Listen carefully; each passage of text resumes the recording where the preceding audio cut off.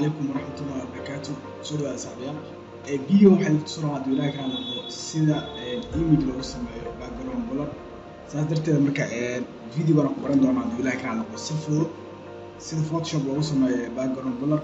ayaan video baan ku baran doonaa insha Allah. Marka hore sawirkaas oo gashanaa sawir simple oo soo dejiyay maxaa soo dejiyay sawirkan Google soo dejiyay waa soo degsan kartaa. kadib marka sawirkan waxaan rabnaa backgroundkiisa inaan focus ka yareeyno dadkan si fiican u soo muuqdaan backgroundka blur aan gelin si u gelin karnaa marka qaab fudud waa marka waxaan sameynaynaa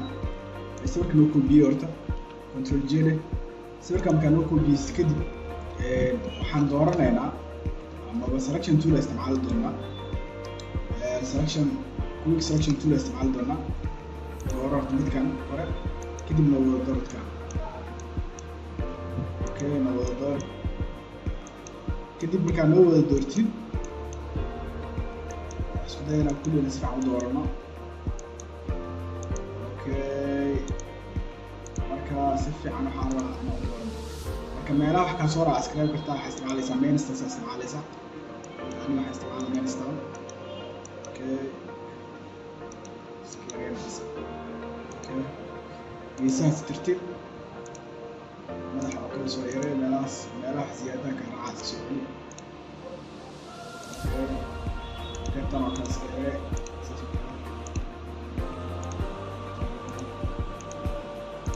okay kiis xasaas ka celi kadib waxaan sameynaysaa marka intaan ka sameysay kan hadda banaanka wanaga jira oo soo siinaa balaaska taabo soo darso okay soo darsane wixii kala waa ku muuqdo soo darsan qaybtan oo kale waa ka tagay waa darsana okay intaas ay badan kadib waxaan sameynaa marka selection toolka marka isticmaalo kadib clip mask gelin doona qaybtan oo simo clip mask markaan geliyo kadib waxaan sameyn doonaa qaybtan waxaan tagaa filter markaan tago waxaan comfort for smart filter kadib markaas aan okay dhaho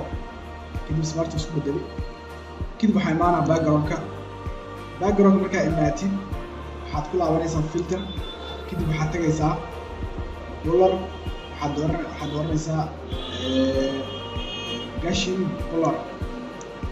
kadib intaas markaad dooratid oo ujeedaa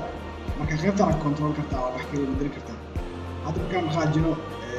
falaartan oo ujeedaa background bas bedela marka hadda koodin sidaan waa marka xaruna gadaalna xogaa aan ka dhigno iga focus aan ka dhigno gadaalna aan blur gelino kadib waxaan yeelanaa sidaas ay yeelanaa waa si yareey kartaa waa si badan kartaa laakiin ana waxaan ku gaabsanaa aan ku yareysan doonaa 5 aan ka dhigtay sidaas ayuu noqdo ujeedaa marka qaabkaas waxa uu bedeli kartaa daartid waa si bedeli kartaa oo